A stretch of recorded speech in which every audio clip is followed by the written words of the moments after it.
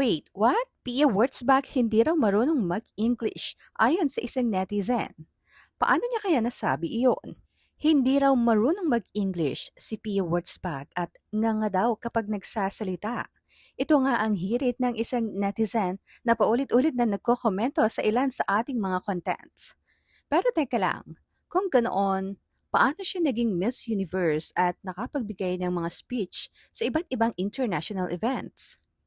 Ano nga ba talaga ang basehan para masabing mahusay o mahina ang isang tao sa pag-iingles?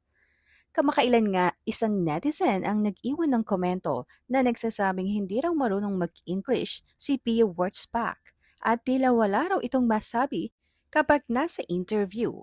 At gaya nga ng inaasahan, mabilis itong napansin ng iba pang netizens, lalo na ng mga taga-suporta ni Pia.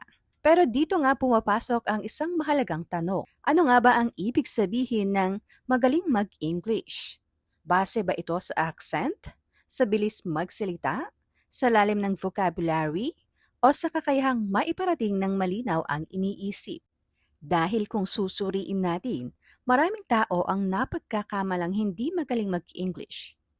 Dahil hindi sila kasing bilis o kasing arte magsalita ng iba. Pero ang totoo, ang communication ay hindi paligsahan ng pinakamagandang accent. Hindi rin ito paramihan ng malalalim na salita. Ang tunay na sukatan ay kung naiintindihan ka ng kausap mo at kung malinaw mong naipapahayag ang iyong mensahe. At kung pag-uusapan si P. Wurtzbach, hindi maikakaila na ilang taon na siyang nakikilahok sa mga international interviews, fashion events, brand campaigns, at iba't ibang global engagements. Sa mga pagkakataong iyon, English ang pangunahing wikang ginagamit niya sa pakikipag-usap. Kaya naman may mga nagtatanong rin, kung hindi siya marunong mag-English, bakit patuloy siyang iniimbitahan sa mga international platforms? Bakit nagagawa niyang makipag-ugnayan sa media mula sa iba't ibang bansa? At bakit hanggang ngayon ay isa pa rin siya sa mga pinakakilalang Filipino personalities sa global stage? Isa pang mahalagang punto, maraming tao ang fluent sa English pero kinakabahan pa rin kapag nasa harap ng kamera. Mayroon ding mahusay magsalita pero minsan ay nagkakamali sa grammar. At normal lang iyon. Kahit mga native English speakers ay nagkakamali rin.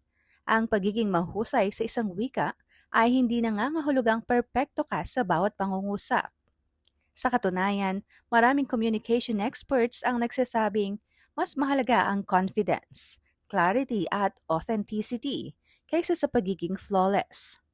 Dahil sa dulo, ang layunin ng wika ay hindi para magmukhang matalino. Ang layunin nito ay para magkaintindihan ang mga tao. At marahil, mas magandang itanong natin, kapag may isang taong may ibang paraan ng pagsasalita, dapat ba agad natin itong husgahan? O mas makabubuting pakinggan muna natin kung ano ang gusto niyang sabihin? Kaya ikaw, ano ang tingin mo? Ang pagiging magaling ba sa English ay nasusukat sa accent at bilis magsalita? O mas mahalaga pa rin ang kakayahang malinaw na maipahayag ang iyong mensahe? I-share ang opinion mo sa comments. At kung naniniwala kang hindi dapat husgahan ang halaga ng isang tao, base lamang sa paraan ng kanyang pagsasalita, i-follow at i-share mo ito para mas marami pang makasali sa usapang ito.